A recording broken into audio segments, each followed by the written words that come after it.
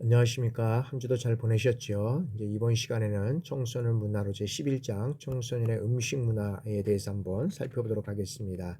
자, 우리가 사실 의식주라고 하는 거 상당히 중요하지 않습니까? 그 중에서도 우리가 이제 식에 대해서 이제 한번 알아보는데 음식 문화에서 식에 대해서는 음식 문화 2에서부터 시작해서 우리가 전통 음식 문화, 그다음에 청소년의 음식 문화, 그다음에 청소년의 음식 문화의 과제는 어떤 것인지 이런 어떤 네 가지를 통해서 한번 알아보도록 하겠습니다. 자, 음식 문화의 어떤 개념과 특징 중에서 특히 음식 문화는 한 사회 또는 한 나라의 어떤 구성원들이 습득하고 공유하고 학습에 의해서 전달해 온 어떤 그런 식생활 패턴 또는 양식을 우리가 음식이라고 이제 얘기를 할 수 있습니다. 그래서 음식 문화는 좁게는 어떤 그 단순한 어떤 수렵이나 어떤 채집에서 벗어나서 농사를 짓고 그리고 가축을 사용한 시점부터 우리가 시작이 될 수 있다라고 말씀드릴 수 있고요. 그리고 넓은 의미에서 우리가 음식을 보면 그리고 그런 그 어떤 수렵이나 이 채집에서 벗어나서 이제는 어떤 그런 불을 가해서 이제 익혀 먹게 되면서부터 이제 우리가 시작이 됐다라고 또 말씀드릴 수 있습니다. 그래서 인간은 고대로부터 먹을거리에 여러 형태의 어떤 힘을 가해서 변화시키거나 그리고 새롭게 창조하면서 음식 문화를 형성해 왔다라고 우리가 말씀드릴 수 있습니다. 그렇지만 일반적으로 이런 음식 문화를 일컬을 때 단순히 식품을 조리한다든지 가공하는 이런 체계만을 의미하지는 않는다라고 말씀드릴 수 있습니다. 그래서 인간은 이런 음식을 조리해 먹는 것과 더불어서 음식을 함께 먹음으로써 이런 사회 구성원들 간의 어떤 그런 단결과 침묵, 이런 어떤 그래서 이 단결과 침묵 이것을 도모하는 어떤 사회적 동물, 이래서 우리가 사회적 동물이다. 음? 이런 이제 그래서 음식은 단순히 어떤 면에서는 그 음식만을 뜻하는 것이 아니라 이 사회 구성원들의 단결과 친목을 도모하면서 이 사회의 어떤 그런 사회적 동물이라는 이러한 점을 기억한다라고 우리가 볼 수 있다는 거죠. 그래서 가족 식사로부터 모임이나 그다음에 어떤 잔치, 파티라고 할 수 있죠. 의례, 여러 가지 어떤 그런 것들을 통해서 모두 더불어서 먹기에 어떤 그런 이런 어떤 범주에 속한다라고 우리가 볼 수 있다는 거죠. 그래서 이런 음식 문화는 음식의 재료가 되는 이런 어떤 식품의 획득 방법과 그다음에 여기는 어떤 종류, 그다음에 식품의 조리, 가공법, 식기류, 상차림 이러한 음식을 먹는 방법서부터 식사 예절 등 인간의 모든 이런 식사 행동 체계를 우리가 통합한 어떤 문화라고 정의할 수 있다라고 이렇게 볼 수 있다는 거죠. 그래서 한 사회의 어떤 문화권이라고 할 수 있는 이런 음식 문화는 그들이 처한 환경을 토대로 인해서 여러 어떤 사회적 요인들이 상호 밀접한 영향을 주고받으면서 오랫동안 변화하고 발전하며 계승된다라고 우리가 볼 수 있다는 거죠. 그래서 이런 음식 문화 형성에 영향을 미치는 요인으로서는 크게 이제 우리가 이 자연적 요인과 어떤 사회 문화적 요인으로 나눌 수 있다라고 우리가 볼 수 있다는 거죠. 그러면 이런 어떤 그 사회적 우리가 첫 번째 이제 자연적인 이 요인은 우리가 지형이라든지 기후, 그다음에 어떤 토양 등 이러한 것들을 우리가 의미하면서 여기에는 식품의 어떤 조리법이라든지 가공법 이런 것들을 우리가 자연적 요소로 우리가 살펴볼 수 있고요. 그다음에 사회적 요인은 여기에서는 어떤 가족 제도라든지 구성원들의 어떤 가치관, 그다음에 종교, 경제 상태, 국제 관계 이런 것들에 따라서 여기에서는 어떤 그런 식습관의 정착의 변화에 영향을 미친다라고 우리가 볼 수 있다는 거죠. 그래서 이런 어떤 음식 문화는 여기에서는 식기류나 상차림, 섭식 방법, 식사 예절, 그다음에 식습관 정착과 변화에 영향을 미쳤다라고 우리가 이제 볼 수 있다는 거죠. 그래서 이런 것들은 음식 문화는 그 각 시대가 처한 사회 어떤 그런 사회 문화적 배경 이런 것들에 이제 그래서 우리가 이제 반영을 하고 있다라고 우리가 볼 수 있습니다. 그래서 한 사회, 이 한 사회 또는 한 나라의 구성원들이 습득하고 공유하며 그다음에 학습에 의해서 전달해 온 어떤 식생활 패턴 또는 양식을 우리가 여기에서는 뭐라고 하냐면 여기에서는 이런 어떤 음식 문화를 우리가 일컫는 이런 어떤 특징이다라고 말씀드릴 수 있습니다. 그래서 그 문화나 시대의 흐름에 따라서 뭐 수용과 변형과 재창조의 이러한 과정을 겪듯이 음식 문화 또한 어떤 문화 구성원들의 어떤 가치관이라든지 어떤 그 생태적인 변화 그리고 경제적인 변화 또 뭐 국제화라든지 세계화 그다음에 사회 환경의 변화에 따라서 끊임없이 변화해 간다라는 거죠. 그래서 어떤 발명이라든지 전파 그다음에 문화적변 이런 것들로 인해서 문화 변동을 겪게 된다라고 우리가 말씀드릴 수 있습니다. 그래서 발명은 필요에 의해서 새롭게 만들어진 후에 사회 구성원들의 어떤 수용에 의해서 문화 변동이 일어나는 것으로 한 사회의 어떤 그런 새로운 음식 문화가 만들어지는 것을 의미한다라고 우리가 말씀드릴 수 있습니다. 그래서 이런 어떤 문화의 전파는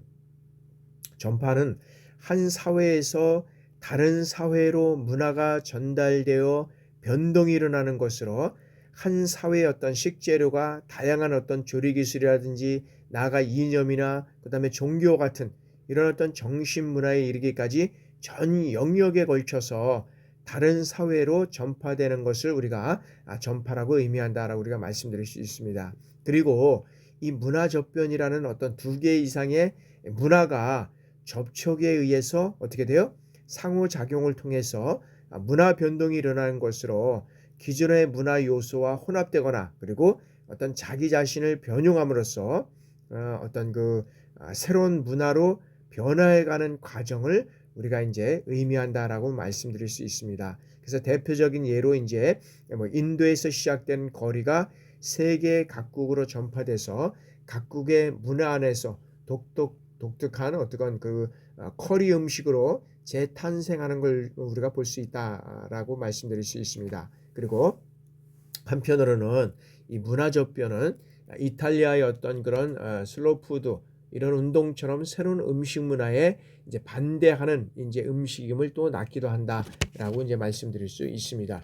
이러한 음식 문화의 어떤 관점을 우리가 살펴보면 자, 각 나라의 어떤 어떤 그런 사회의 문화에 따라서 먹을 수 있는 음식과 먹을 수 없는 음식에 이런 차이가 있다라고 우리가 볼 수 있습니다. 그러면 자, 지구상의 모든 나라는 무엇을 먹는가 그리고 어떻게 조리하는가 그리고 어떻게 먹는가라는 이 세 가지의 어떤 그런 구분에 따라서 각자마다의 어떤 독특한 식생활을 영위하고 있다라는 거죠. 이러한 어떤 음식 문화는 일반적으로 자연 환경에 영향을 받는 경우가 많지만 각 문화마다의 어떤 그런 특징적인 면이 반영되기도 한다라고 우리가 볼 수 있다는 거죠. 이에 따라서 내가 먹지 않는 음식을 먹는 사람들을 대화할 때는 이상한 시선으로 우리가 바라보고 한다라고 우리가 볼 수 있잖아요. 그 대표적인 예로 우리가 어디 있습니까? 우리나라의 어떤 보신탕을 먹는 우리나라와 그다음에 다르게 서양에서는 보신탕을 먹는 것을 뭐 야만이라는 문화라고 비판하는 거죠. 이처럼 자기 문화 어떤 면에서는 그 문화에 따라서 다른데 그 음식을 자기 나라에서는 먹지 않는다라고 해서 야만이라고 이렇게 비판하는 것 이게 맞나? 라고 우리가 볼 수 있다는 거죠. 그래서 왜 그러냐면 그 나라의 어떤 문화와 전통과 가치관과 어떤 생활 습관 뭐 이런 것들을 통해서 우리가 이루어 왔는데 그것을 자기 나라의 어떤 면에서는 맞지 않는 자기 나라에서 먹지 않는 음식이라고 해서 상대 나라를 야만이라고 할 수 있냐 뭐 이런 것들은 조금 우리가 한번 생각해 봐야 되는데 한번 그래서 이처럼 어떻게 이 자기 문화를 기준으로 해서 다른 문화를 이해하고 판단하는 이 관점을 우리가 가져야 되는데 이것을 자문화 중심주의라고 한다. 그래서 자기 문화를 중심으로 해서 이 문화를 받아들이는 이 관점을 우리가 이제 자문화 중심주의라고 하고 그다음에 반면에 자, 각각의 문화는 고유한 환경과 그다음에 역사적 배경 이것들로 만들어진다는 것이죠. 그래서 그 자체의 어떤 맥락에서 이해되고 존중받아야 된다라는 우리가 관점을 본다라는 거 봤을 때는 이거는 이제 문화 상대주의라는 거죠. 그래서 우리가 자문화 중심도 중요하지만 사실 문화 상대주의라는 것도 중요하다. 왜? 우리가 다름을 인정해야 되는 거잖아요, 다름. 당신과 나와 너의 어떤 다름을 인정해야 되고 그다음에 어떤 먹는 음식들 뭐 이런 것들도 인정을 해야 된다라는 것인데 그것을 서로가 어떤 존중하지 못하고 이해하지 못한다 그러면 어떻게 돼요? 상대를 비판하고 비방하는 이런 것들로 이제 이루어져 갈 수밖에 없다라고 우리가 볼 수 있다는 거죠. 그래서 자, 각 나라의 구성원들은 어려서부터 모두 상징적으로 가지고 있는 어떤 그런 특정의 음식 문화를 학습하며 자라기 때문에 다른 음식 문화를 어떠한 편견도 없이 받아들이는 것이 쉽지 않다라고 우리가 볼 수 있다는 것이요. 특히 그것이 자신의 어떤 속한 음식 문화에서 부정적인 의미를 지니고 있을 때 더욱 그렇게 느껴진다라고 우리가 볼 수 있다는 거죠. 그래서 미래 사회는 다양한 음식 문화를 어떻게 돼요? 상대주의적인 어떤 관점에서 바라볼 수 있도록 우리가 노력해야 된다는 거죠. 그래서 이제는 세계는 어떻게 돼요? 국제화되고 세계화 시대에 따른 이 각 나라의 어떤 다양한 음식 문화를 이제는 대해서 이제 바람직한 어떤 그런 태도, 바람직한 자세를 우리가 가져야 된다. 그러니까 서로가 자문화도 중요하지만 이러한 문화 상대주의적인 것도 서로 존중하는 것도 우리가 중요하다라고 우리가 볼 수 있다는 거죠. 그러면 다양한 어떤 음식 문화를 대비하는 이런 바람직한 자세를 우리가 한번 살펴보는데 첫 번째는 뭐냐면 자, 각 문화의 어떤 자연이라든지 사회 문화적인 그런 어떤 역사적인 이런 역사적인 배경이 음식 문화의 형성에 어떤 영향을 미쳤는가라는 것이죠. 이것을 이해한다는 거죠. 그래서 각 나라와 지역의 음식 문화는 어떻게 돼요? 그 지역이 처해 있는 어떤 특수한 환경과 상황에 적응해서 온 역사적 이런 과정에서 축적된 어떤 결과라고 우리가 볼 수 있다는 거죠. 그래서 그 나라의 어떤 그런 축적된 그런 문화적인 배경을 무시하면 안 된다라는 우리 어떤 그런 자세를 받아들이고 서로 노력해야 된다라는 거죠. 자, 두 가지 측면은 자, 이제는 여러 가지 측면에서 음식 문화를 이제 관찰해야 된다는 겁니다. 자, 한 나라의 음식 문화는 어떤 식품의 어떤 그런 생산과 어떤 그다음에 조리와 가공, 그다음에 상차림, 상차림, 그다음에 식사 시간이나 횟수 이런 등과 같은 어떤 음식을 먹는 습관과 그다음에 식사 도구, 그다음에 식사 예절 이런 어떤 여러 가지 요소를 포함하고 있기 때문에 여기에서는 각각의 어떤 요소마다 그 나라만의 독특한 자연적이고 사회 경제적 특성, 그다음에 그 민족의 특성 이런 것들이 내재되어 있는 것이 우리가 음식 문화다라는 것이죠. 그래서 우리나라는 이제 음식 문화를 우리나라는 이제 가공하고 어떤 재배하는 이런 것들도 가공하는 쪽보다는 우리가 이제 어떤 면에서는 그 농산 쪽으로 우리가 생산을 많이 했잖아요. 그러다 보니까 우리는 이제 그 문화 중에서도 보면 우리가 이제 그 젓갈이라 하잖아요. 저분 문화, 수저 뭐 이런 것들을 많이 사용해요. 특히 이제 이게 저분을 많이 쓴 젓가락을 많이 썼는데 이 젓가락은 다른 나라는 나무 젓가락을 많이 썼는데 특히 우리나라는 새 젓가락을 많이 썼습니다. 그러다 보니까 이 새 젓가락을 많이 썼는데 이 새 젓갈로 인해서 우리나라의 어떤 그런 문화가 이것이 어떻게 되냐 지금의 이런 어떤 컴퓨터와 관련돼서도 우리나라의 문화가 계속적으로 이어갈 수 있는 것은 뭐냐면 우리의 어떤 그런 이런 감각적인 거 그런 걸로 인해서 컴퓨터라든지 어떤 수술이라든지 이런 것들이 아주 뛰어난 그런 것들로 이게 이제 또 발전에 된 그런 배경이 됐다라고 우리가 볼 수 있어요. 왜 그러냐면 미국에서 만든 이런 컴퓨터, 그다음에 스타크래프트라는 게임 뭐 이런 것들도 거의 보면 1등을 누가 합니까? 거의 보면 대한민국 사람들이 많이 해. 그럼 왜 그러냐면 그 자판을 잘 두들기고 활성화할 수 있는 그런 어떤 그 순간적인 능력은 우리가 어렸을 때부터 이 저분을 사용했다. 근데 그 저분은 나무 젓가락을 사용한 것이 아니라 쇠 젓가락을 사용했고 그 쇠 젓가락은 인간의 어떤 감각에 어떤 그런 세밀한 것까지도 느낄 수 있었다라고 우리가 보는 거죠. 그래서 우리가 이제 자녀를 키우는 측면에서 보면 그래서 나무 젓가락을 이제 사용하는 것보다는 이 쇠 젓가락을 사용해서 인간의 어떤 감각적인 것을 최대한 느끼게 된다 그러면 우리의 어떤 그런 세밀한 것까지도 잘할 수 있다는 거죠. 그래서 우리가 수술하면 뭐 성형 수술부터 시작해서 수술을 하는 거, 뭐 컴퓨터 관련되고 그다음에 어떤 세밀한 것, 어떤 세밀한 것은 정말 우리나라가 잘하지 않습니까? 어떤 뭐 예를 들어서 요즘에는 이제 보면 그 뭐 반도체라든지 그다음에 인제 원전 뭐 여러 가지들 중에서도 보면 이런 것들을 잘하는 것 같아요. 그래서 단순히 음식은 그 나라에서 무엇을 먹느냐가 중요한 것이 아니라 그 나라의 어떤 역사적인 배경과 형성에 의해서 그 나라의 문화와 음식 문화는 같이 이루어져 왔다라고 우리가 보게 된다는 거죠. 세 번째는 자 비교론적인 관점을 우리가 지니기 때문에 여기에서는 음식 문화는 서로가 비교 연구될 때 각각의 어떻게 돼요? 문화가 지닌 어떤 그런 개별성인가 특수성, 공통성 이런 것들을 찾을 수 있다라는 거죠. 그래서 이러한 점을 발견했을 때 그 나라의 어떤 식문화의 특성을 더욱 뚜렷이 이해할 수 있다라고 우리가 볼 수 있다는 거죠. 그래서 우리나라 외국에서 유럽에서 인제 우리나라의 어떤 개국이 이런 문화를 먹고 인제 야만이라고 인제 하는데 그러면 예를 들어서 원숭이 고기를 먹는 원숭이 고를 먹는 거는 또 어떻게 얘기를 할 것이냐. 우리나라는 원숭이 고기를 먹느냐. 또 어떤 그런 거는 또 서로가 상반된 거잖아요.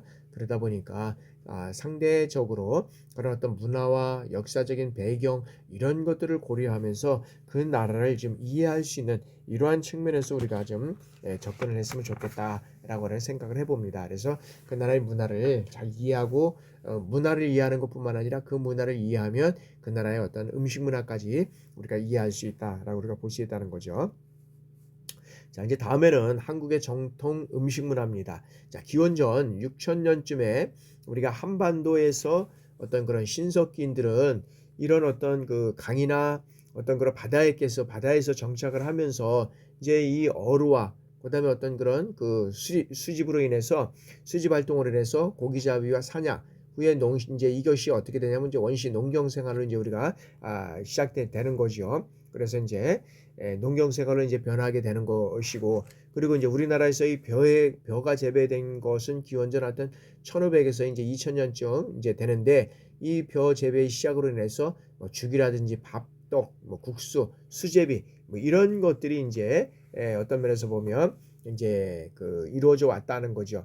그래서 여기에서 당시 우리의 조상들의 어떤 곡식을 토기 시루에 술밥처럼 쪄서 먹다가 나중에 어떻게 돼요? 토기 속에서 이제 물을 붓고 끓여서 뭐 죽과 밥을 아까 먹는 이제 이런 것들을 지어 먹었다는 거죠. 그리고 곡식을 돌절구에 또 맷돌 같은 이 가루에 만들어서 뭘 만들어요? 토기 시루에 쪄서 떡의 형태로 이제 조리를 하고 먹었다는 거죠. 그리고 이제 밀도 가루로 빻아서 이제 뭐 어떤 국수라든지 뭐 빵이라든지 뭐 수제비 같은 이런 형태로 조리해서 이제 소금과 기름을 사용할 줄 이제 알게 됐다는 거죠. 이런 것들을 이제 튀겨 먹기도 하고 무쳐 먹기도 하고. 그래서 자, 중국의 문헌에 의하면 자, 고구려 사람들은 뭐 어떤 면에서 보면 고구려 사람들은 장이라든지 뭐 젓갈, 그다음에 어떤 김치, 그다음에 뭐 술 이런 어떤 발효식품, 이런 발효식품을 잘 만들어 먹었다는 거죠. 그래서 우리나라의 어떤 발효식품, 우리나라의 어떤 지금도 보면 이 발효식품은 최고의 어떤 그런 발효식품이 되지 않습니까? 그러니까 음식에서도 보면 우리가 뭐 술뿐만 아니라 여러 가지 먹는 음식 중에서도 이 발효식품을 통해서 보면 우리나라는 어떤 면에서는 대단한 어떤 그런 그 기술력과 이런 것들을 가지고 있다라고 우리가 볼 수 있다는 거죠. 그래서 여기에서 이제 우리나라의 어떤 삼국시대 이제 문화적으로 우리가 전통적으로 우리의 어떤 문화적인 이런 그 한국의 전통 음식의 역사를 우리가 살펴보면 자, 삼국시대에는 야, 철기 문화가 발달함에 따라서 어떻게 돼요? 이 농기구가 이제 철제로 바뀌게 되는 거죠. 그러면서 이제 이 농사 기술이 발달하게 됐다는 거죠. 그러면서 이제는 어떤 정책이 이제 하냐면 중농 정책이 이제 이루어져 간 겁니다. 여기에 따라서 이제 벼농사가 보급되고 그다음에 이제 어떤 뭐 보리라든지 뭐 조, 콩, 팥 이런 어떤 그 작곡이 이제 작곡을 재배하게 되는 거죠. 이제 이때부터 그래서 쌀의 주식화가 이제 확대가 됐고 그다음에 이제 이 밥과 그다음에 반찬으로 구성된 그 밥 상차림이 이제 정착되는 이러한 것들로 이제 추정이 된다라고 볼 수 있다는 거죠. 그래서 이 수렵은 예를 들어서 수렵은 어떻게 돼요? 이제 쇠퇴를 하였고 어떤 범이나 소, 물소, 여우, 토끼, 이리, 뭐 비둘기, 뭐 까치, 꿩, 그다음에 갈매기, 그다음에 뭐 까매기 이런 같은 짐승을 먹으면서 이제 소, 돼지 닭, 양, 염소, 거위, 오리 이런 거 같은 것들 이제 가축들을 길렀다는 거죠. 그래서 이 시기에는 배 만드는 기술이 발달해서 어떻게 돼요? 먼 바다까지 이제 고기를 잡아 이제 고기 잡으러 갈 수 있게 되었고, 이에 따라서 이제 물고기와 해치류 이런 것들을 이제 먹기 시작한 것이 이제 우리가 삼국시대다. 그래서 우리가 이제 바다를 이제 이렇게 나가서 배 만드는 기술을 우리가 이제 이렇게 습득하다 보니까 우리가 이제 그래서 우리가 이제 이순신 장군이 이제 어떤 배를 만들어서 여러 가지 띄운 이런 어떤 그 어떤 기초가 되지 않았나 이렇게 생각을 하게 됩니다. 자, 이제 고려 시대에는 자, 귀족을 중심으로 인해서 음식 문화가 이제 더욱 발전하게 됐다는 거죠. 그래서 고려 시대에는 지속적으로 이 중농 정책을 실시하면서 이제 어떤 그런 농기구를 개량하고 보급함에 따라서 이제 양곡의 수확이 이제 크게 늘어나게 된 거죠. 그래서 이제 곡식을 비축해서 뭐 고가를 이제 어떤 면에서는 이제 왜 그러냐면 이제 이런 것들이 많이 수확이 되다 보니까 이제 조절하게 되는 거죠. 그래서 제주도에는 목장을 개설해서 말은 전쟁용과 운반용으로 쓰고, 그다음에 소는 농경에 이제 이렇게 사용하는 이런 어떤 그 분리 이제 이런 어떤 정책도 피게 되는 거죠.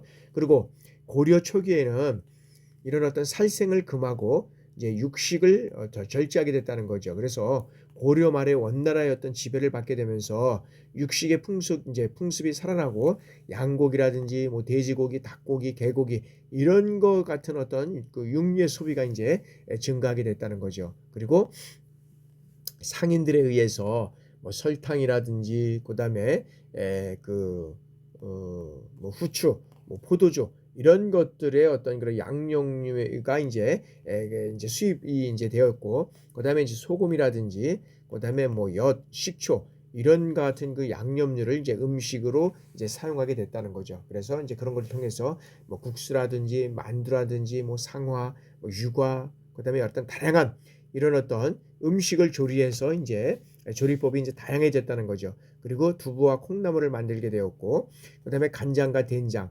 이 간장과 된장을 또 이제 왜냐하면 콩이 이제 배재배가 되다 보니까 그 콩으로 인해서 뭐예요? 간장도 만들고 뭐 된장도 만들고 고추장도 만들고 이런 게 됐고, 그리고 이제 술을 담그게 될 줄 알게 됐다는 거죠. 그래서 차를 마시는 습관과 함께 뭐 화채라든지 숭늉, 그다음에 꿀물 같은 이제 마실 거리가 이제 다양해졌다는 거죠. 그래서 이제 고려 후기에는 식품이 다양해지고 그다음에 모든 조리법이 완성되는 단계이다. 이제 조리법이 완성되는 이제 시기, 이런 단계가 이제 고려 시대다라고 우리가 볼 수 있고요. 이제 조선 시대에 들어와서 이제는 조선 시대는 이제 왕권 중심의 사회 구조 이제 속에서 이 궁중응식과 그다음에 어떤 그런 종갓집의 양반가를 중심으로 해서 이제 이런 어떤 종가 음식이 이제 반가 음식이 이제 발달하게 됐다는 거죠. 그래서 반가에서 음식 만드는 조리소가 나오게 되고, 그다음에 이제 상차림 이 구성법이 이제 정착되면서 어떻게 돼요?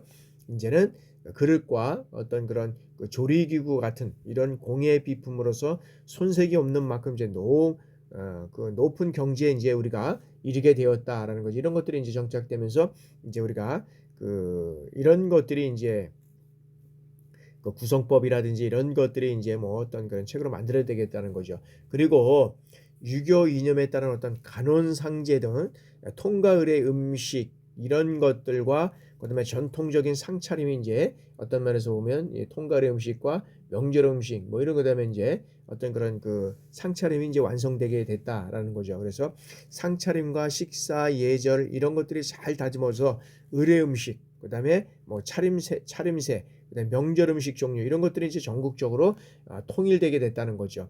그러면서 이제 사계절이 뚜렷한 우리나라에서는 시식과 절식도 이제 다양해졌다는 거죠. 그리고 농경을 중심으로 하는 이 곡식과 채소의 생산이 늘어났고 이제 품질 개선이 이루어지게 되는 거죠. 계속적으로. 그죠? 그래서 이제 농업에 대한 어떤 서적도 이제 어떤 그런 보급이 되게 되었다. 그래서 조선 시대 이전에는 어떤 모든 문화가 이 대륙에서만 들어왔다고 하면, 조선 시대에는 이제는 어떤 게서는 일본과 어떤 이제 남방으로부터 이제 이런 어떤 고추라든지 그다음에 호박, 그다음에 고구마, 감자 이런 어떤 새로운 식품이 이제 이런 어떤 그 대륙을 벗어난 이런 어떤 그런 우리 그 주변 국가에서도 이제 이런 것들이 들어오기 시작했다는 거죠. 그래서 한국의 음식의 이 매운맛을 내는데 꼭 필요한 고추는 어떻게 돼요?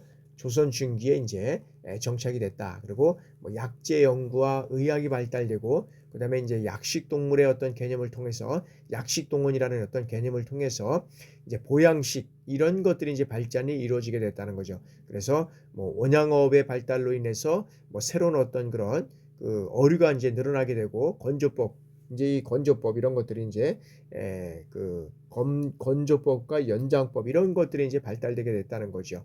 그래서 이제 뭐 술이라든지 특히 뭐 장, 젓갈, 김치 이런 가공 기술이 이제 다양화되었다는 거죠. 그래서 조리법은 어떻게 돼요? 고려 시대의 것을 그대로 이어받아서 이제 17세기 즈음에서 이제 고유한 한국의 어떤 조리법이 다듬어지게 되고 그리고 식생활의 틀이 이제 형성되게 됐다라는 거죠. 그래서 이제 이처럼 이제 조선 시대의 음식은 이제 이 궁중 음식, 그다음에 이제 어떤 그런 반가 음식, 뭐 그다음에 상민 음식 이런 어떤 저마다의 다른 특색으로 인해서 한국 음식의 수준을 높이는데 이바지했다라는 것이죠. 조선 시대에 이렇게 이제 이바지했다라고 되는 거죠. 자, 그다음에 이제 개화기 이후에는 자, 식품 가공 공장이 이제 설립되면서 어떻게 돼요? 이제 식품 가공이 이제 설립되면서 자, 이제 근대화가 이제 시작된다는 거죠. 그래서 각국의 어떤 그런 그 통상 조약으로 인해서 사람들의 어떤 왕래가 이제 활발하게 지면서 이제 외국 문화가 부분적으로 어떻게 돼요? 뭐 전라되면서 이제 어떤 서양의 이런 어떤 식생활의 문화가 이제 어떻게 돼요? 이제 그런 어떤 조리법으로 인해서 식생활의 간습이 이제 전해지면서 한식과 이 양식의 어떤 혼합의 시대가 이제 이루어지게 된다는 거죠. 이제 개화기 시대는 그러면서 이제 전체 국민에 영향을 미치지 이제 못하게 되는 이제 이 시기가 되는 거죠. 그리고 이후에 이제 일제 강점기를 통해서 어떤 그런 그 이제 1960년대 까지는 어떤 식량의 부족으로 인해서 절대 부족으로 인해서 어떻게 돼요? 최악의 어떤 그런 극빈 생활 이런 것들이 이루어지게 되는 거죠. 그래서 식생활 문화 수준을 어떤 농날 형편은 되지 않았지만 이때 이제 여기에서는 뭐냐면 이런 식생활이 이제 그 한식과 양식이 이제 이 혼합되는 시대다 이제 시기다라고 우리가 볼 수 있죠. 개화기 때. 그러면서 이제 7, 80년대가 들어서면서부터 어떻게 돼요? 이제 이런 7, 80년대에 들어서면서부터 이제 우리나라는 이제 급속한 경제 성장을 이루게 됩니다. 그러면서 이제 1인당 GNP가 이제 6천 달러가 이제 어떤 그런 소득이 이제 증가하면서 이러한 어떤 식생활에도 소비자의 어떤 높은 질적 욕구와 음식의 어떤 그런 서구화 현상 이런 것들이 이제 뚜렷하게 나타나게 되었다라는 거죠. 특히 이제 우리나라는 이 핵가족화, 그다음에 여성의 어떤 취업 증대, 그다음에 어떤 편의식품, 가공식품 이용 이런 것들로 인해서 이제 어떻게 돼요? 외식에 이제 증가하게 된다는 거죠. 그리고 식품 산업과 그다음에 외식 산업이 급격하게 이제 성장을 하게 됩니다. 그래서 이제 80년대 후반에는 해외여행, 해외여행이 자유화되고 그다음에 이제 어떻게 돼요? 외래의 어떤 음식물의 경험이 증대되면서 이제는 국내의 외식 산업과 식생활이 뭐 점차적으로 이제 어떤 면에서는 이제 그 서구화되는 이러한 시기 되는 거죠. 그래서 우리나라의 음식이 이 서구화 현상이 이제 뚜렷하게 되는 것이 70년대 이후 80년대 이제 이후가 되면서부터 이제 이런 것들이 뚜렷하게 이루어져 가고 있다라고 이제 우리가 볼 수 있다는 거죠. 그러면서 자, 1990년대 우리가 이제 1990년대 들어와서 이제 현재까지 보면 자, 경제 성장이 고조되면서 지속적으로 어떻게 돼요? 식생활의 어떤 그런 분야의 어떤 양적이고 질적인 이런 어떤 성장을 이루면서 이제 풍족한 생활을 이어가지만 자, 후반기에 어떻게 돼요? 후반기는 지나친 가소비로 인해서 이런 가다란 음식을 쓰는으로 인해서 이제 뭐 어떤 쓰레기 처리가 환경 문제로 이제 등장하게 된다는 거죠. 그러면서 이제 우리나라는 뭘 맞이하죠? 1998년도에 이제 우리가 이제 IMF를 맞이합니다. IMF 이제 경제 위기를 이제 맞이합니다. 이것으로 인해서 그동안 어떤 급성장했던 이런 외식 산업이 이제는 어떤 면에서 보면 이제 외식 산업이 이제 침체기를 맞이하게 되는 거죠. 그러나 위기를 극복하고 다시 소득 수준이 급격히 높아지면서 현재 2000년대에는 어떻게 돼요?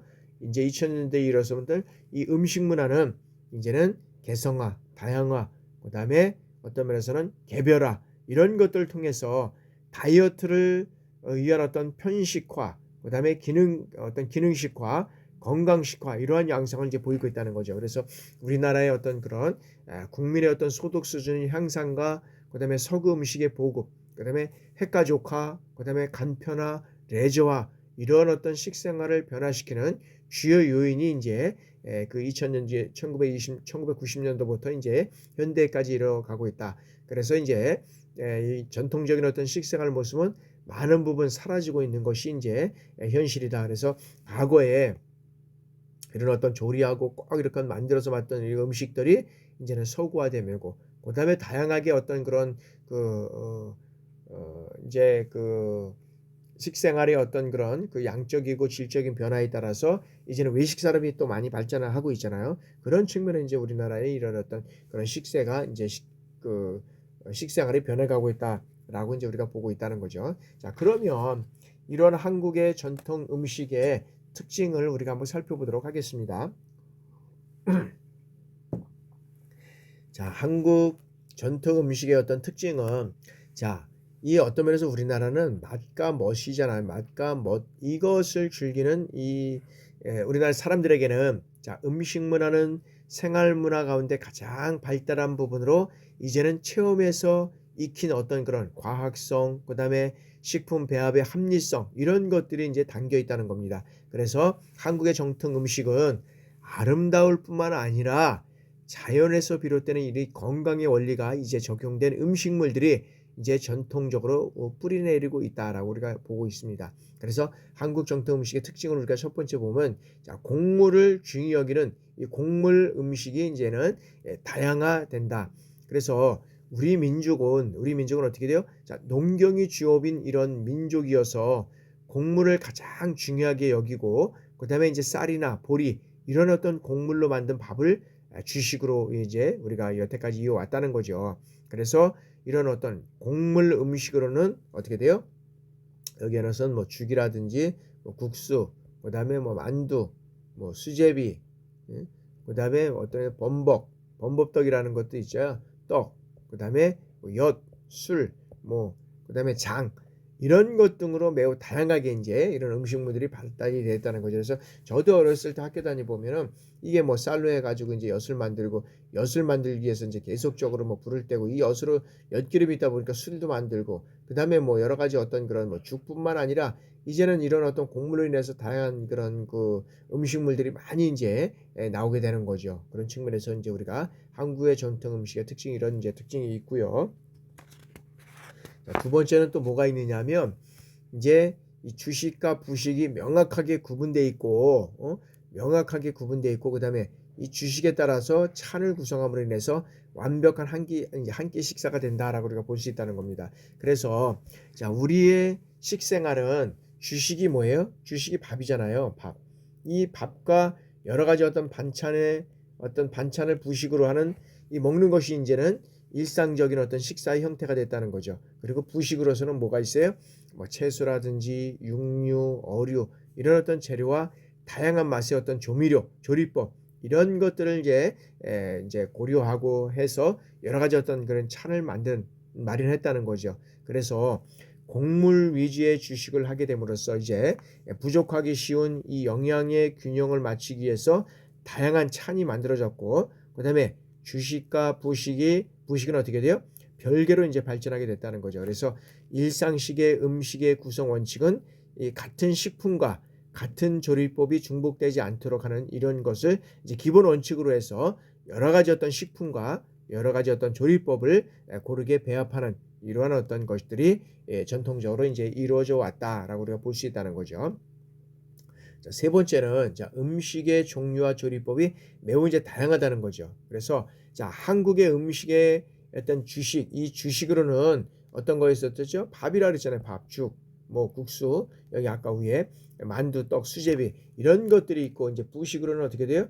부식으로는 육류, 그다음에 뭐 채소류, 그다음에 해조류, 뭐 이런 것들을 이제 재료로 구성을 해서 뭐 이제 국이라든지 뭐 찌개, 구이, 뭐 전을 한다든지 조림을 한다든지 볶음, 편육을 한다든지 나물을 무친다든지 그다음에 뭐 생채를 한다든지 뭐 젓갈이라든지 장아찌, 찜, 전골, 김치 이런 어떤 조리법들이 있다는 거죠. 그래서 자, 한국의 음식은 잘게 썰거나 다져서 잦은 양념으로 인해서 이제 간을 하잖아요. 그래서 그것을 무치거나 부치고 끓이는 이런 어떤 자료조리법이 있다. 그래서 곡류와 채소를 종합해서 이것을 어떤 하는 조리법이 이제 또 이 조리법이 또 이제 나오게 되는 거죠. 이 조리를 하게 되면 여기에서 보면 뭐 이제 또 식용유라든지 뭐 또 다양한 어떤 그런 것들이 이런 것들이 이제 필요하게 되는 이런 또 요소가 이제 이루어져 간다라고 우리가 볼 수 있다는 거죠.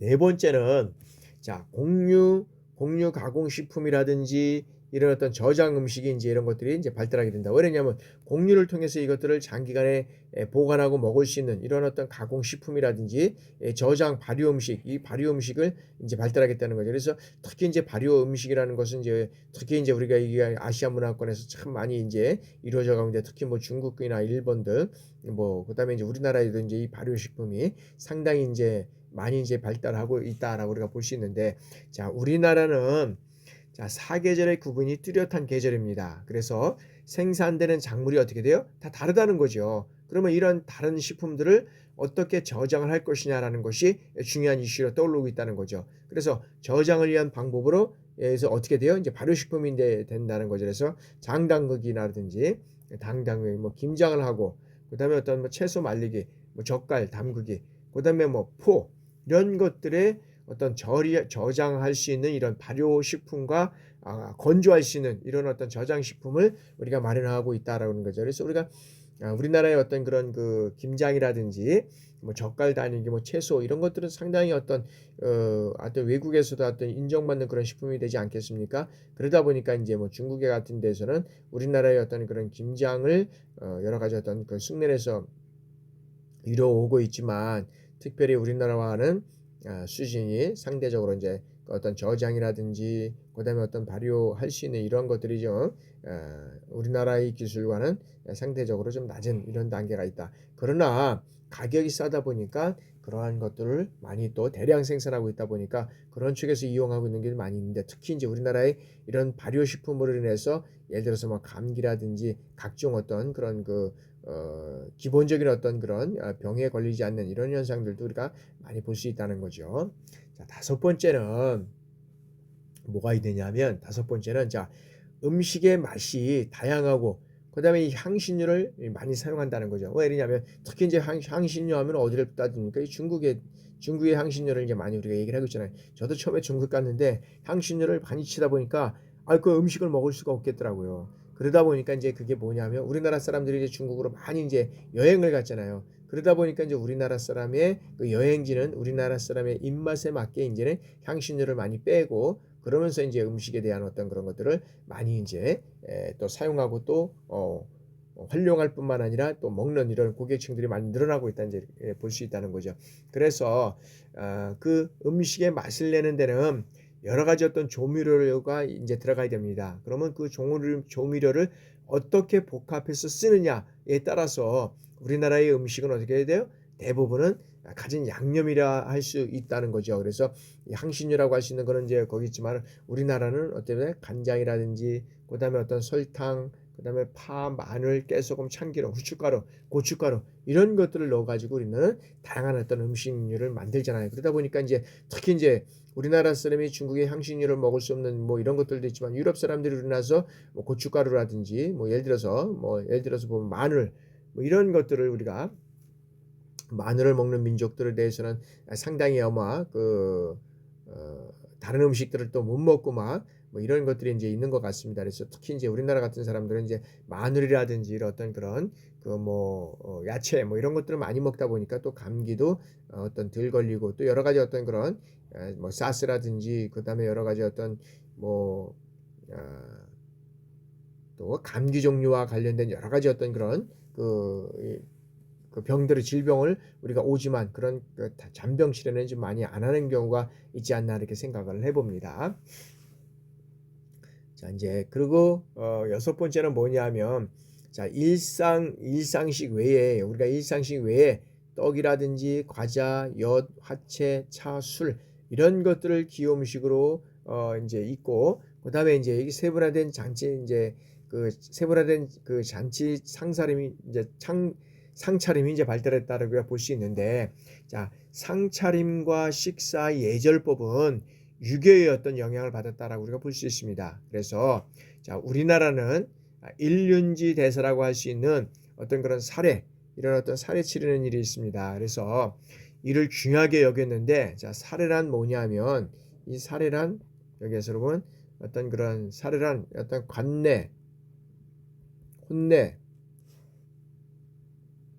그다음에 뭐 상례, 그다음에 제례 이런 것들을 말하는 거죠. 그래서 우리가 무슨 뭐 추석이나 뭐 설 때 되면은 이런 어떤 그런 한복을 어떻게 입고 그다음에 또 이제 우리가 여러 가지 어떤 상을 당했을 때 입는 그런 옷 그다음에 또 여러 가지 어떤 그런 그 제사상에서 우리가 상주가 입는 옷 뭐 이런 것들을 가지고 이제 또 어떤 신분적인 어떤 구분이 될 수도 있고 뭐 이런 걸 통해서 이루어왔다는 거죠. 그래서 우리나라는 여러 가지 어떤 제례가 이제 이렇게 발달돼 왔다.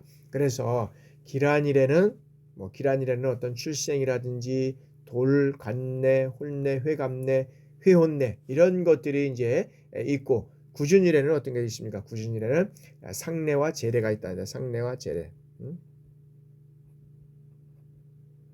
이래 제례가 있다는 거죠. 그래서 의식 절차는 어떤 의례법으로 정해져 있고 그다음에 특별한 식품이나 음식을 반드시 차려서 어떤 면에서는 이 기원하고 그다음에 어떤 그런 기복하고 그다음에 어떤 외경하고 존대의 뜻을 이제 이런 존대의 뜻을 표시하는 거죠. 그런 측면에서 이제 우리나라에 여러 가지 어떤 그런 일들이 이제 이뤄가고 있다라고 우리가 이제 볼 수 있고요. 자, 다음에는 이제 이 명절과 시식에 이제 풍습이 있다. 그래서 자, 명절과 시습의 풍습이 있는데 우리나라 같은 경우는 특별히 이제 그 정월 초하루 이런 정월 초하루에는 자, 정월 초하루는 모든 한민족이 이 흰떡으로 인해서 이제 시작해서 여기에는 뭐냐면 무사한일과 어떤 면에서는 이 복을 비는 이러한 그래서 복을 비는 날이라. 그래서 우리가 한 살 더 먹기 위해서 떡국을 한 살 먹으면 한 살 더 먹는다 해서 우리가 그런 어떤 명절에 우리가 떡국을 끓이잖아요. 그래서 무사한일과 복을 비는 것. 그래서 한 살을 더 먹지만 무사한이라고 이렇게 복을 빌어서 건강하게 이런 일들을 이뤄가라라고 해서 우리가 이제 그런 어떤 것들을 하고 있고요. 그다음에 이제 대보름 같은 경우에는 이제 우리가 오곡밥을 먹잖아요. 오곡밥과 오곡나물 이런 것들을 또 먹고 되고 그다음에 이제 대보름은 이제 부럼을 이제 우리가 부럼을 먹는다 그러죠. 부럼이라 해서 먹는 것 수도 있지만 실질적으로 보면 우리가 부럼이라고 해서 뭐 그 각진 어떤 그런 그 땅콩이라든지 호두라든지 뭐 잣이라든지 이런 거를 우리가 깨물어서 버리잖아요. 그래서 어떻게 돼요? 그런 것들은 부럼을 통해서 우리가 살아가는 1년 동안에 무병하고 그다음에 힘을 내도록 기원한 뭐 이런 것들을 이제 우리가 그런 것들을 삼고 있다는 거죠. 그래서 추석은 어떤 면에서 보면 이 결실과 수확의 기쁨을 조상님께 감사해서 우리가 이제 서로 첫 음식을 헤드 음식이라고 그러잖아요. 헤드 음식. 이런 헤드 음식을 음식으로 해서 나누어 먹으면서 어떻게 돼요? 기쁨을 나누고 동지는 어떻게 돼요? 이 팥죽을 쏘서 이제 먹는 거죠. 그래서 나쁜 일이 생기지 않기를 기원하는 날로 이제 명절의 의미를 새긴다는 이런 풍습이 있잖아요. 그래서 이제 우리가 이제 새해 첫날은 새해 첫 음식을 위해서 우리가 떡국이라는 이런 걸 끓여 먹지만 그다음에 이제 겨울이 되면 이제 동지팥죽 이렇게 해서 팥죽을 이제 이렇게 끓여서 예를 들어서 뭐 문지방에도 바르고 그다음에 뿌리고 뭐 이렇게 하는 그런 것들이 우리나라에 이제 이루어져 왔습니다. 그래서 뭐 이런 그 나쁜 일이 생기지 않도록 하기 위한 어떤 풍습이다라고 우리가 보잖아요. 그러니까 이 성경에도 보면 이제 그런 것들도 있습니다. 그래서 어떤 면에서 보면 여러 가지 어떤 그런 그 잡기가 물러나기 위해서는 이제 기때 이제 을 끓여서 뭐 이제 뭘 달아가지고 이제 그걸 달면 뼈을 달면 그 이제 그냥 지나가는 이런 게 있는데 특히 이제 우리나라 같은 경우에도 이제 그렇게 해서 이제 한지 동지 이렇게 되면서 보면 팥죽을 끓여서 이제 거기다 뿌리면 문지방에 뿌리면 그냥 잡기가 예를 들어서 그럼 이제 물러간다 뭐 이런 것들을 이제 우리가 한 경우가 있고요. 그다음에 이제 여덟 번째는 뭐냐면 자, 농사에 의존하는 어떤 식생활의 어려움을 해결하기 위해서 이 구황식품과 구황 음식이 발달했는데 현대는 이런 어떤 새로운 차원의 건강식이 되었다. 그래서 이제 여러 가지 어떤 구황식품과 구황음식 이런 것들이 이제 건강식으로 이제 해서 여러 가지 어떤 그런 이제 많은 그런 어떤 식품들이 이제 이루어져 왔고요. 그다음에 이제 아홉째는 자, 다양한 지리적 조건에 맞춰서 이제 토속적인 음식 이런 토속적인 민족 음식이 이제 발달하게 됐다. 그래서 우리나라에도 어떤 가면 그 지역의 특산에 따라서 이제 토속적인 민족 음식이 이제 많이 이제 발달돼 있죠. 예를 들어서 뭐 강원도 가다 그러면 강원도는 뭐가 납니까? 감자가 많이 나죠. 감자. 그래서 감자를 통해서 이제 감자떡이라든지 감자 부침이라든지 뭐 여러 가지 어떤 그런 거를 이제 이루어 가고 있다는 것을 우리가 볼 수 있습니다. 그래서 이러한 것들이 다양하게 이제 이루어져 가고 있다라고 우리가 이제 볼 수 있다는 거죠. 그래서 우리나라의 어떤 전통 음식, 전통 문화는 상당히 중요하다라고 우리가 이제 볼 수 있다는 거죠. 그래서 실질적으로 보면 우리나라에 이제 어떤 그런 이제 음식 문화를 들어가기 전에 그래서 이제 그 우리나라의 어떤 그런 전통적인 그런 음식 문화는 실질적으로 보면 어떤 그런 그 끓여서 이렇게 가공류를 우리가 끓이고 조리하고 막 이런 것들이 이제 많이 있었다는 거죠. 근데 그런 음식을 통해서 우리가 또 여러 가지 어떤 그 음식의 맛을 내고 그다음에 어떤 그런 향을 내는 이런 것들로 인해서 우리는 어떤 면에서 보면 우리 그 몸에 이런 어떤 그런 살을 찌지 않고 그다음에 기름기를 제거하는 이런 음식들을 많이 이제 조리하고 먹었습니다. 그런데 이제 그 산업화가 이제 들어서면서부터 어떻게 돼요? 이런 것들이 이제 서서히 이제 편리해지는 이런 음식으로 이제 나눠진다는 거죠. 그래서 이제 여기에서는 이제 이런 것들 청순의 음식 문화가 이제 이렇게 탈구조화되면서 이제 이렇게 나오는데 요거 전에 우리가 하나 이제 어떤 사례를 볼 수 있는 게 뭐냐면 자 햄버거 공품입니다. 햄버거.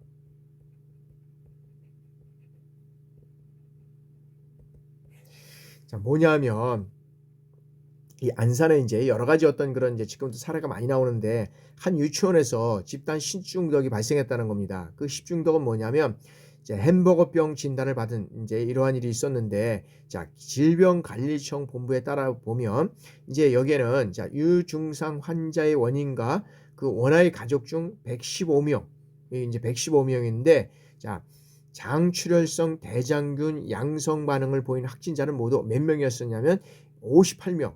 거기에서 햄버거병 환자는 연령 16명으로 집계됐다는 겁니다.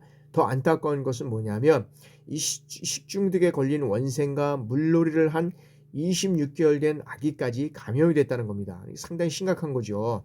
그리고 이 증상이 심한 원인은 뭐냐면 심한 원생 4명은 신장 투석 정도의 어떤 그런 집중 치료를 받고 있다는 겁니다. 이런 것들이 걸리면 가족까지도 이제 이런 어떤 것들이 이루어져 갈 수 있는데 그래서 이 물놀이를 한 원생까지도 이제 26개월 된 아이까지도 걸리게 됐다는 거잖아요. 그래서 이 흔히 이제 우리가 햄버거병이라고 불리는 이 질환의 정식 명칭은 뭐냐면 융혈성 독감 증후군입니다. 융혈성 독감 증후군. 그래서 단기간에 여기에는 뭐냐면 이 신장을 망쳐버리는 거예요. 신장을 망가뜨리는 어떤 희귀질환인 거죠. 그래서 이 희귀질환은 일종의 어떤 장출현 대장균 감염병으로 인해서 신장이 불순물을 제대로 걸러주지 못하기 때문에 체내에 어떻게 돼요? 불순물이 쌓이면서 생기는 것이 이제 여러 가지 어떤 그런 그 유연성 독감 증후군이다라고 우리가 볼 수 있다는 거죠. 그래서 이제 이 질병 같은 경우에는 1982년 미국에서 덜 익은 어떤 그런 이런 어떤 패티가 문제가 있었다. 패티가 들어있는 어떤 그 햄버거를 먹고 집단 감염대로 이제 알려지게 됐다는 거죠. 그래서 여름철에 흔히 발생하는 이제 이 질환, 이 대장균 원인으로 인해서 성인보다는 영유아나 노인의 어떤 질병, 발병 빈도가 높은 것으로 나타나고 있다라고 볼 수 있다는 거죠. 그래서 여기에 발생이 되면 자 설사를 동반하는 어떤 유혈은 전형적인 어떤 율혈 독성 증후군, 그다음에 다른 유형으로 따지고 보면 이제 비전형 유형 독성 증후군 이런 것들이 이제 우리가 분류가 될 수 있는데 이제 여기에 이제 감염이 되면 여러 가지 어떤 그런 그 아까도 말씀드렸죠 체내의 불순물을 걸러주지 못하기 때문에 계속적으로 신장을 투석을 해야 되는 이런 현상이 있다는 거죠. 이제 이렇게 된다 그러면 우리가 이제 여름에 특히 이제 많이 발생이 되는데 이렇게 된다 그러면 이 약들은 이제 물을 끓여 먹어야 하고 음식물을 이제 익혀 먹어서 깨끗한 거 깨끗이 식은 후에도 채소와 과일을 많이 섭취해야 된다는 거죠. 그리고 특히 이제 뭐 가공육이라든지 동물성 지방 섭취 이런 것들로 인해서 대장암이 많이 발생이 되는데, 자, 소화기관은 음식 섭취와 관련해서 암이 발생하기 쉬운 어떤 장기 중 하나가 이제 어떤 소화기관이라고 우리가 볼 수 있다는 거죠. 그 중에서 이 대장은 특히 육류를 과다 섭취함으로 인해서 이제 암 발생률이 높다는 거죠. 그래서 대장은 육류를 과도 섭취하게 되면 이런 것들이 발생된다. 그래서 자, 가공육과 동물성 지방 섭취 이런 것들이 이제 늘어나가면서 대장암이 이제 걸리는 환자도 늘고 있다는 거죠. 특히 이제 우리가 요즘 보면은 이제 뭐 햄이라든지 소세지, 뭐 베이컨 이런 어떤 지방으로 인해서 특히 이제 이 적색 가공육은 대장암 발생 위험을 크게 높이게 되는 원인이 되고 있다는 거죠. 그래서 뭐 조기 발견이 어렵고 진행이 될수록 어떻게 돼요? 완치하기가 어렵다는 거죠. 그래서 이 대장암은 미리 예방하는 것이 최선이다라고 우리가 볼 수 있다는 거죠. 그렇게 된다면 자, 비만 또한 대장암에 걸릴 위험성이 높다는 거죠. 그리고 자, 지방이 염증 물질인 어떤 그런 아디포카인이라는 어떤 그 분비물이 촉진시키게 되는데, 겉으로는 비만한 것 같지만 실질적으로 보면 안에 들어가 보면 내장이 많이 있다는 거죠. 그래서 비만 그 환자도 이 대장암에 걸릴 확률이 높다라고 볼 수 있다는 거죠. 자, 그렇다면 우리는 고기를 먹지 말아야 되는가 하는 의문이 들잖아요. 그러면 적색 고기 또는 지방에서 고기를 피하지만 이 근육 이런 것들은 이제 적색 고기, 특히 이제 우리가 지방에서 고기를 피해야 된다라고 우리가 볼 수 있지만, 그러면 이 근육을 유지하는 데는 도움이 되는 그런 고기가 있다는 거죠. 그래서 뭐 살코기라든지 뭐 지방이 적은 닭고기 있잖아요. 닭고기. 그래서 운동하는 사람들은 이 근육을 키우기 위해서 어떻게 해요? 닭고기 이런 것들을 살코기 많이 먹고 있잖아요. 특히 이제 우리가 먹어야 할 것은 이 오리고기 이런 것들은 자, 영양소가 필요하기 때문에 우리가 먹어줘야 된다는 거죠. 그래서 이런 음식들은 우리가 먹어줘야 된다라는 거죠. 그리고 이제 특히 또 그 적색 고기를 가대 섭취함으로 인해서 이제 심혈관 질환이 이제 나타나게 되는데, 여기는 이제 이 관상 동맥 질환 또 심장에 혈액을 공급하는 어떤 동맥에 어떻게 돼요? 지방이 침착이 되면서 쌓여지면서 이제 혈관이 좁아지고 굳어져서 이제 혈액 공급이 원활하지 못하게 된다라는 거죠. 그래서 이제 심장이 제대로 기능하지 못한다. 그러기 위해서 이제 여기에서는 이제 가장 어떤 면에서 보면 흔한 질병이 이제 이런 이제 현상들이 나타나게 된다라는 거죠. 그래서 뭐 가슴을 통증이라든지 호흡곤란이라든지 피로가 나타나고, 그다음에 그런 증상이 없지만은 자, 심장마비와 같은 이런 증상으로 인해서 갑자기 사망하게 된다는 거죠. 그래서 실적으로 보면 한 연구 결과에 의해서 이렇게 보니까 적색욕을 가득 섭취하는 사람의 경우에는 관상동맥이라든지 그다음에 어떤 그런 질환 발생률이 다른 사람보다의 13% 정도 증가하는 이러한 연구 결과가 나왔다라고 우리가 볼 수 있다는 거죠. 이제 그렇게 된다 그러면 그럼 무조건 고기를 먹어서는 안 된다는 것이냐라는 또 반문이 있겠죠. 요거는 10분간 휴식하고 계속 진행해 나가도록 하겠습니다. 여러분 10분간 휴식하겠습니다.